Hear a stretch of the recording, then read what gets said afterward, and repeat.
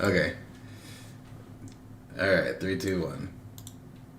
Welcome back. This is the Daily Thunder podcast, and we are live for the first time on YouTube and on Twitter. Follow at Daily Thunder for all of the action, and you can jump in and ask questions, leave your comments, maybe some excitement for a loss if you're into that, maybe some tears for a loss if you're into that. I am with Cray Allred, editor in chief of Daily Thunder, for the first time this year. Welcome to the show, Cray. Thanks for having me, Ryan. I am a little bit tired from that It's one. Not as it's tired as late. you. I got an hour. It's an hour earlier here than where you're at, but I am on the East Coast. It is 107 as we speak. It's early. It's early in the morning. That was quite the game. Oklahoma City takes the Lakers to overtime for the second straight game on the road and drop another one, 114 to 113. Just instant reaction to everything we saw tonight. Oklahoma City's playing with 8 players. No Roby tonight, no SGA, no Maladone, and no George Hill. And they set a season high for assists without any point guards. so my first reaction is just rage at LeBron because when he just wants to win the game, he'll just kind of toy with the Thunder and then drag it into overtime and then just hit all these key clutch plays. Not that he was perfect down the stretch, but it was just a little annoying. If we're gonna lose, get it over with earlier. Um, Yeah, and because of that, a game like this, I kind of fight the impulse to think, do we learn anything when the Lakers are clearly just not in high gear? Right? They're without Anthony Davis. They were not getting a full throttle effort from LeBron. Um, Lots of hustle points, lots of backdoor scoring from the Thunder, from yeah. Lakers whose heads were definitely not on a swivel. But you mentioned the assists.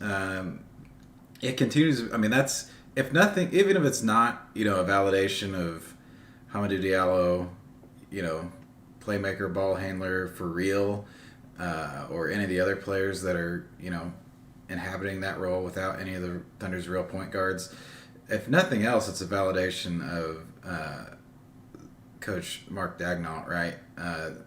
At least being able to scheme with a very talent challenged and a few bodies short, able to come up with actual scoring, right? That actually works against a real NBA team. So um, that's what I gleaned from the offense. I had some other thoughts, uh, bigger picture, but as far as the short term of this game, I think kudos to the young hustling Thunder, the young hustling Thunder coaching staff.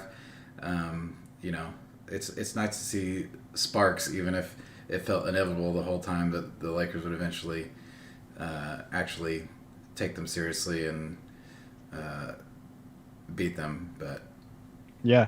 Yeah, Oklahoma City led 67-57 at the half, and just for them to score 67 points in the first half against this team, they were getting, like you're saying, so many easy looks at the basket from a very just lazy Laker defense in the first half. They looked like they were sleepwalking, much like they looked on Monday night as well. You can tell when this Laker team is very interesting. This was their third straight overtime game, and they've won all three. And it looked like they tried for about 15 minutes combined in those 3 games. Like they are a very good team, and they're a team that, like you're saying, having LeBron means they can kind of flip that switch.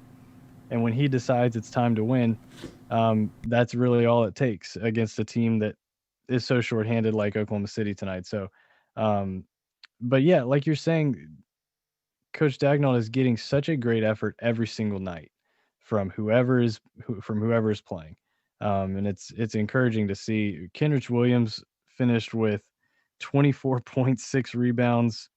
Al Horford had an amazing night, 25 points, 8 rebounds, 8 assists, 4 steals, and a block. 17 from Dort. 15 and 13 from Diallo. Paisley had a rough night with just 9 and 7, but still a really, really encouraging effort from a team only playing 8 guys. Yeah, really encouraging. And I honestly, so uh, not to rush too far ahead, but Baisley's tough night. Yeah, You know, he doesn't need to prove himself as a shooter, like a lethal shooter in his second year in the league necessarily, right? He's got a very diversified skill set, clear role with the team.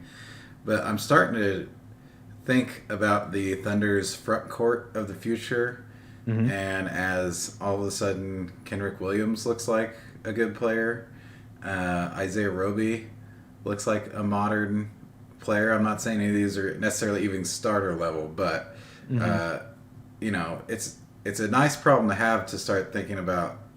You know, is there some crowding in the front court that's going to happen? Because I think one thing that is pretty clear to me that I was not so sure about, and the naysayers were right about Baisley coming into the season is. I would be pretty surprised at this point if he's going to hold up as a 5. You know, we we saw how difficult that was from when he had to play against Anthony Davis. Even a player like Montrezl Harrell, you know, just by brute strength, was just manhandling Baisley, especially down the stretch. Yeah, And same for Mike Muscala. It wasn't just by way of Baisley, but the Thunder front court has held up really well on the perimeter. The Thunder's defense as a whole has held up. Um, they've been, one-on-one assignments and especially kind of instinctual help defense, including from Baisley, Poku when he was still with the big league team. hmm So they have no rim protection, but they still hold up on defense. So it's like, where is the? Are we going to somehow, in the most ironical or ironical? It's late. brand new. Forgive me. Ironic, the most ironic, Thunder turn. Are we going to find ourselves clamoring in one of these upcoming drafts for like a traditional big?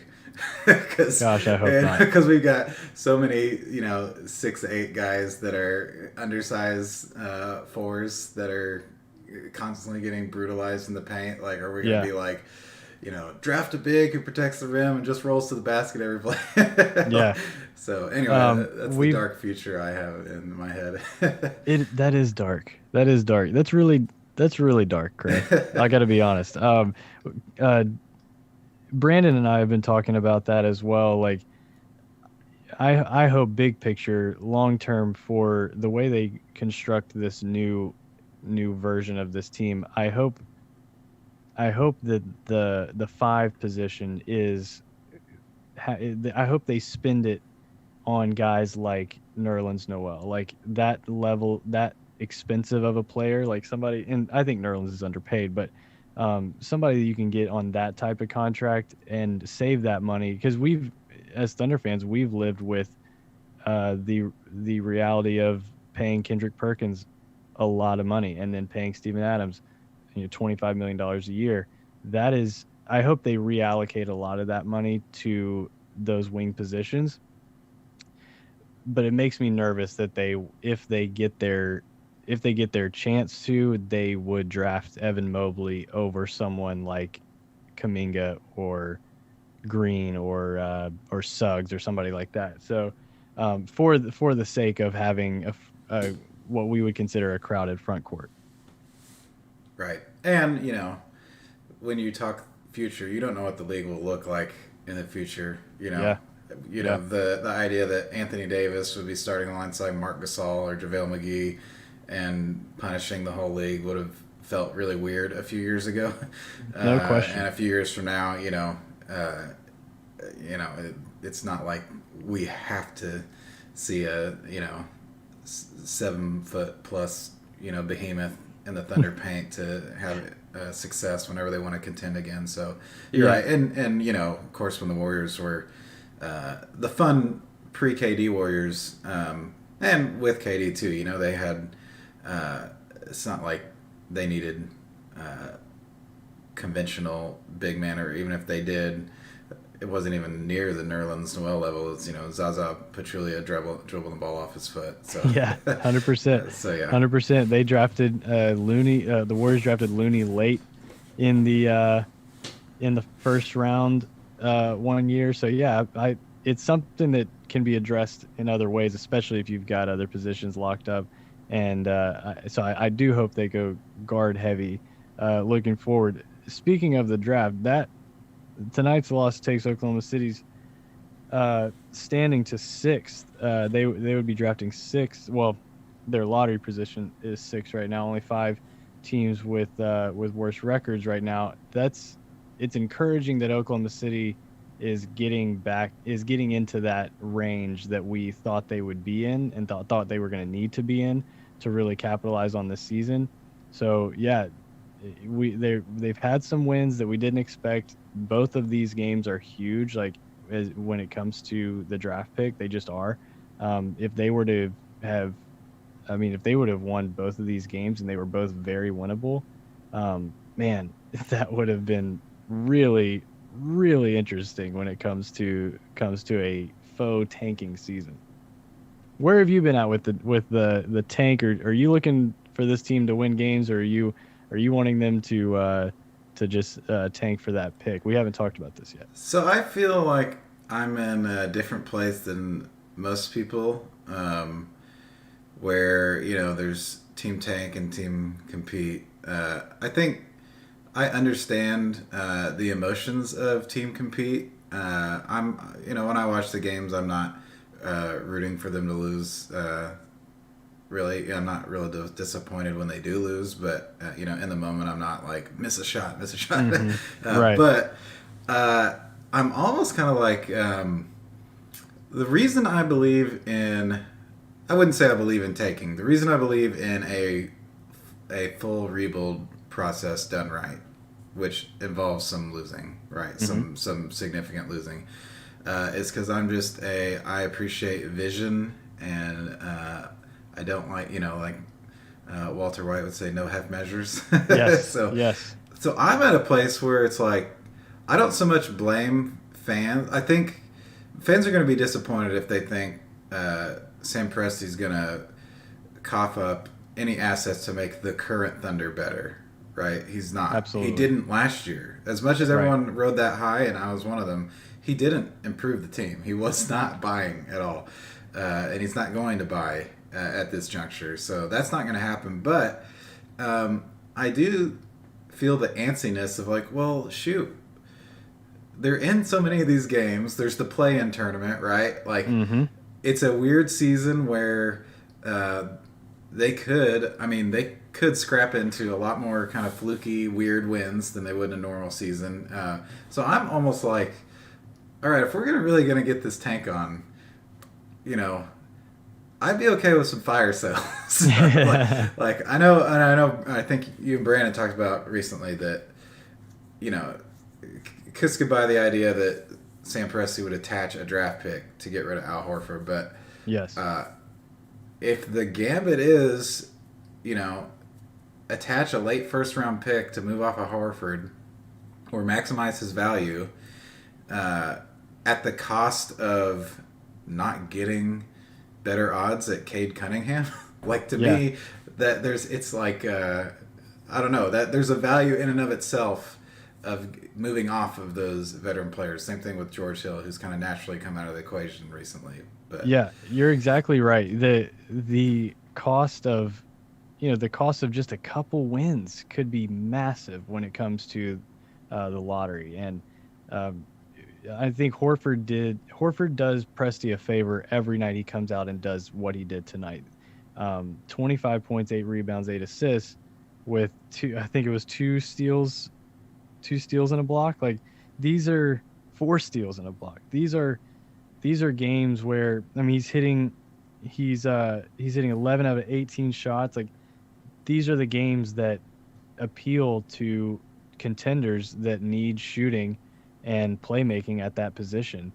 He's a solid defender still. Like, he's really held up. I don't see any deterioration out of Al Horford. He is not on a winning team, but that does not mean he is still not a winning player. And for contenders to see that on a night like tonight against a Laker team, watching him out there with, guys that are obviously struggling. They're having to put forth so much effort just to hang in this game. Horford's being out there being a leader and somebody to rely on. Down the stretch, they went to him and they were able to, manufacture offense. Those are the types of nights that the team should be, the GM should be looking at, and hopefully picking up the phone, because Al Horford is an asset in this league for a team that's looking to compete. And I think there's a specific team in the East, the Boston Celtics, that I really hope come calling here soon. He's freaking awesome. I mean, it's amazing. He's this year's Chris Paul. He's the Chris Paul of the front court Hmm. of rehabilitating his value and having that old man game, despite you know being a little slower, a little longer in the tooth in a million ways, but he still is holding up and making all the right veteran savvy plays and leading the Thunder mentally. Like it's crazy. I mean, he's not the level of player as Chris Paul, but he's awesome. Yeah. And so yeah, I mean, and you're talking about. People think the tank talk is silly when it's like it could be one game. It's like, well, we're just gonna flip a coin at the end anyway, the lottery. But it's like, no, this actually happened with Mike Muscala last year. Like, Yes. Mike Muscala hit a shot in a game that the Thunder players wanted to win and the coaching staff wanted to win, and the front office was probably neutral about winning. Neutral Uh, is very kind. uh, Neutral is kind. but I mean, imagine if that is this year, and it's Al Horford hitting a buzzer beater, or dominating in a end of the game season against a playoff team that is resting for the first round of the playoffs, right? And they fall out of the top three Yeah. for the I lottery. Like that is significant, Yes. and it could. So that's where I'm like, is trying to get an extra second round pick or hanging on to a late first rounder so that you don't part with Al Horford before his value is maximized. Is that really worth it if it could cost you, the first round pick of the draft with a Yeah. generational talent? But so I'm just I feeling antsy. I would imagine that I would hope that once we get there, if that's the scenario that we're under, um, I would hope that Oklahoma City, puts out a release maybe an hour and a half before the game. Hey, Horford, sore ankle tonight. Probably going to sit him because I mean, what Well, Muscala that better be gone too by then, because you're then he'll hit the game 100%. You're winner. exactly right. You're exactly right, and that's that's that's kind of where I'm at. I'm hoping that by the end of the season, the last 4 weeks of the season look a lot like tonight, where they're playing with limited players, a lot of games without Shea, where we just sit him. Maybe there's a sore knee like tonight that we need to be very precautionary about. Like I think they're gonna play the long game like you're saying, and when we get to the end of the season, I think that's where we'll be. But coming back to tonight, I'm really impressed with the effort. 42 minutes for Baisley, 41 for Dort, 40 for Kenrich Williams, 37 for Diallo. Like these guys are playing huge minutes for the second game in a row, and they were going to play huge minutes whether the game went to overtime or not. They were going to play big minutes because this team is so shorthanded, and I'm just impressed with the effort they're out there giving in the first half. They're obviously just so worn down by the end of the game, but they're still hustling. Dort found another gear late in that fourth quarter, getting it to overtime. Just very impressed, and it continues to speak to this coaching staff. They seem to be very on the same page and preaching the right things. I'm impressed. Yeah, it's one thing to have uh, fresh legs because you're a young team. It's another thing to have it on the road when you actually only have 8 players playing. It's amazing. It is amazing. And when so much of the advantage is for them being in the game is running, Hmm. pushing the pace because they don't have a half court floor general to rely on every trip down the court. Like, yeah, that Dort that was really encouraging. He's been in a little bit of a slump, and it continued tonight. It But did. Oh, him 5. him continuing to attack the paint all the way to the finish, and even draw that and one. Was nice to see him, stay confident, stay aggressive, because that's the kind of player he needs to be. Absolutely, it was a monster. It was a monster and one down the stretch. Um, Want to go to Muscala the bench tonight. Very shorthanded. Muscala, Jackson, Miller. Um, I feel like Darius Miller and Justin Jackson have picked an interesting time to start hitting shots and looking like productive players. Oklahoma City shot the ball so well in that first half, first quarter especially. They were up by 20 in the first half. Just never would have imagined that this team could get to 113 with the roster they had tonight. Like, just I'm very encouraged by how hard this team plays. If you are someone who is wanting this team to compete, they are competing. They are doing everything they can to win these games. As someone who is hoping that they drop games like they played tonight, I can assure you they are competing and they are trying to win this game.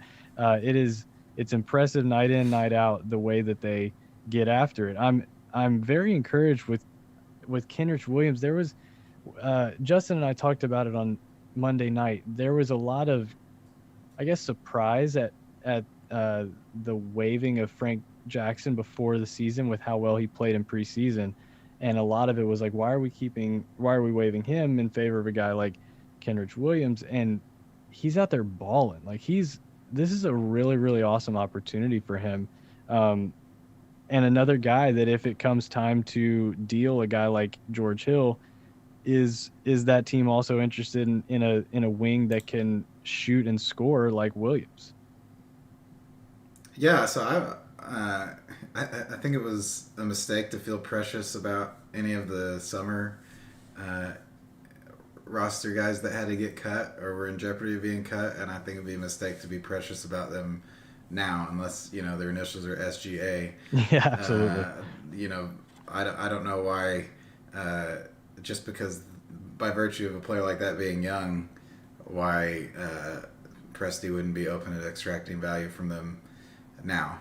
Hmm. So, yeah, I mean, Williams looks like a player. He looks like not just like I wrote the recap tonight. His reputation is kind of, Kenny Hustle, garbage man, finding the extra points off the bench. But he's got some craft and he can shoot. It's not he's not just finding points that are left on the ground for him to pick up. He's actually Absolutely. looking like a real player. So yeah, I mean, typically the kind of buyout trade market for contenders is people on the verge of being washed up. 3-and-D Yeah, players that at least they might they're gonna have a 30+% chance of hitting a three and not completely blowing a team defensive assignment in the playoffs. But I would not be shocked if a player like Williams would actually draw interest from a team that maybe doesn't want another old guy yeah. thrown into the mix. And it's interesting. There was some reporting this week about the trade deadline that there's not going to be very many sellers. There's going to be a lot of buyers, and that's setting up really, really well for Oklahoma City, because they're a team obviously that could look to sell, and if they're one of the only teams that is selling, that means they're going to be able to not only move these guys, but maybe get more value than they would in a different market, because this market is going to set up for them to like we've seen Presti do in the past, use competing offers to drive up the price. And for a guy like Horford and Hill, and really, like you're saying, any of these guys aside from Dort and SGA and Baisley, that let me ask you this: why wouldn't a team like Brooklyn offer up something nice for Dort? I've been very, very interested to see what Dort's value would be right now, because he's not just a defender. Like, that has become very clear. This kid has serious offensive skill. Even when, like, on a night where he didn't hit a single three, scored in, I believe, the high teens, and he's shown the ability to put the ball on the floor, not only to score but to pass. And he is a first team all defender. Um, I would be very curious what the price would be to get Dort right now, and if Oklahoma City would be interested in moving him. It's very hard to imagine what the because he has like the dirt cheapest contract in the league for like an actual rotation player. He's got the cheapest contract, I would say, uh, and the skill set that I mean that was one of my crazy predictions was that they would trade Dort because if a team wants is going to match up against James Harden, is there a better player they would want? I literally don't think there is. Not that there aren't better one-on-one players that are more proven or whatever, but Yeah. I mean we've seen Dort match up and drive Harden crazy in the playoffs. So if you're gonna well, one, if you're Brooklyn and you don't want him matching up against Harden, Yeah. or if you know you're going to line up against him. And I honestly think Dort, that could be kind of a harbinger for the Thunder rebuild. So I think most of us are leaning towards, well, SGA is really good. He's better than we thought. This thing could be warp speed rebuild, right? They get, get the right draft pick this year and or next year, and we're off and running.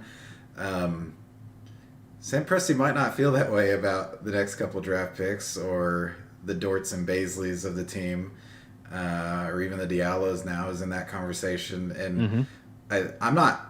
That Dort prediction was kind of a wild, crazy thing, but if he trades one of the core-ish looking young pieces, that's a signal that like this might be a little bit longer of a haul. Yeah. And he does, even if that doesn't include SGA. I mean, you hate to say this about a young awesome player's career, but they've got time, right? And his prime is he's not entering it within the next year or two at earliest. So I would be surprised if a player like that went, but like I said, I would appreciate the vision and commitment and being willing to really anger a lot of fans for the good of the team. I think fans would feel like, and it's kind of like the Jeremy Grant trade, right? Like they could have held on to Jeremy Grant after the Paul George trade. We knew it was probably coming to an end, but once they traded Grant, there was like no benefit to it other than we're rebuilding, right? And everything was clear at that point. If they moved a player like Dort or Bazley now, it'd be like, oh, it's not even for like the current rebuild. Yes. We're like rebuilding on top of rebuild. So yes, it would be a serious like shock to the system, I think, for the fan base to see one of those guys get traded, because right now we have programmed that these guys are a part of Oklahoma City's quote unquote rebuild. We have told ourselves that no matter what the play looks like. So now that he's improving, I would be very curious to see what Presti could potentially get in a seller's market for a guy who has the most coveted skills in the league, especially when his 3-pointer is hitting. So anyway, Oklahoma City. We do have a couple of questions. On the live stream. Let's get them. Well, one, just hello to all of our listeners. Thanks for joining us as we are rookies at this, and appreciate your patience. I failed to get it up and off the ground from a couple false starts. So hi to all of you. A Steelers fan asks why the timeout didn't advance the ball past half court. I don't know if I remember what possession that would have been. I think at he's the very referring last to one. Yeah, the very last one. It was half court. And they it threw it was into the back court. It was around half court. It was on Oklahoma City's side of half court, but just barely. Okay. And the ball was thrown into the back court. Oklahoma City, if I understand it correctly, they get to choose where that ball is taken out. And I believe that's where they chose to have it taken out. I could be wrong. If I remember correctly, the play before that to get it to that point was the LeBron shot that didn't go in. Horford grabbed the rebound. Yeah, I think Bazley grabbed it and I think put the ball on the floor, so that may have negated their ability to advance it. Oh, you're right. Yeah, I was thinking of a different too many possessions on these stupid close Yeah, overtime there's a lot games of them. where There's a lot you of them. keep, especially when you're trying to write the recap and like find the actual end of the game. But You get uh, crunch time twice. and then we got one from Arda Bulak. I apologize if that's mispronounced, but Team Tank here feels crazy rooting for the Wolves, Pistons, and Wizards to win games. Which one do you think has the greatest chance to get hot this season and pass the Thunder? Read those teams to me one more time. Wolves, Pistons, and Wizards. Uh, just straight away, I would say the Wizards and Timberwolves. Timberwolves getting Karl Anthony Towns back tonight, and they put up a decent fight against the Clippers at home tonight. I think the Timberwolves potentially because they're going to get Towns back for, they would hope, an extended amount of time and not have to deal with any more injuries. But their pick goes to Golden State if it's outside the top three. So they have incentive to remain at the bottom, but we'll see if they have a talented roster. Anthony Edwards looks like he's a pretty solid player. They obviously have D'Angelo Russell, Rubio, Nas Reed has been really good for them, and then talent getting Towns back. I think they have enough to start winning a few games, especially if Oklahoma City can remain down at the bottom. I think that Minnesota is gonna pass them, and as well as the Wizards. The Wizards just have a couple. Beal's a phenomenal player leading the league in scoring, so I would look for those two teams. I think the Pistons are doing it right when it comes to tanking. Like they're loaded with front court players and they're pretty rough in the backcourt. They just traded away Derrick Rose, so I would look for Detroit to stay down towards the bottom, but maybe Oklahoma City can get below Minnesota and or Washington. Yeah, and for what it's worth, the last I checked, the based on net rating, the Thunder have actually been worse statistically than Detroit and Washington. Yes. Minnesota's been worse, but they've lacked Cat for a lot of that time. So uh, I wouldn't be surprised if any of them were worse here on out. But That's an interesting question as well because those are the three teams right now, three of the four teams that are ahead of Oklahoma City, and they're most of their. I mean, I was Washington. I live in the DC area, so I could see a lot of the Wizards, and they're a competitive team. They score a ton of points, especially when both Beal and Westbrook play. So I could see them picking off quite a few more wins before all is said and done. And in Minnesota, those are going to be really interesting games to watch. Detroit took the Lakers to overtime just a couple of games ago, and they almost pulled it out. So I'm with this the person that asked this question. I'm with them. I'm very closely watching those three teams. yeah, and they all have reason to try to at least make a play-in game more than the Thunder, at least from their front office Right. perspective, I would say. Right. Detroit and Washington have a great chance because the bottom of the East is a little more packed together. I think we're going to see a little more separation in the West. And that's the end of our questions, at least the ones that I've seen. Cool. Well, thanks so much for both of those.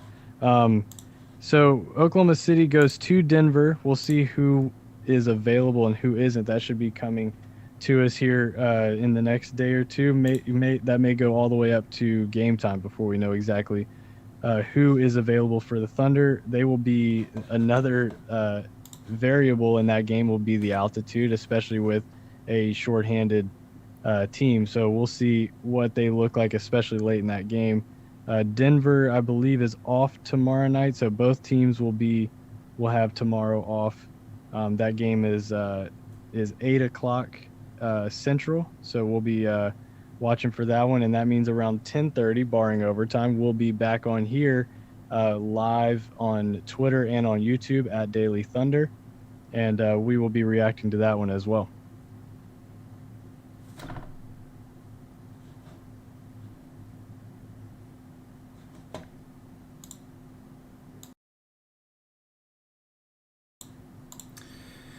I don't. I hope all of our Thunder fans have sweet, sweet thoughts dancing in their heads Yeah. on a short night's sleep, including you, Ryan. Absolutely, absolutely. Thunder fans, thanks so much. Hope everybody has a great day tomorrow, and we will be back on Friday. Craig,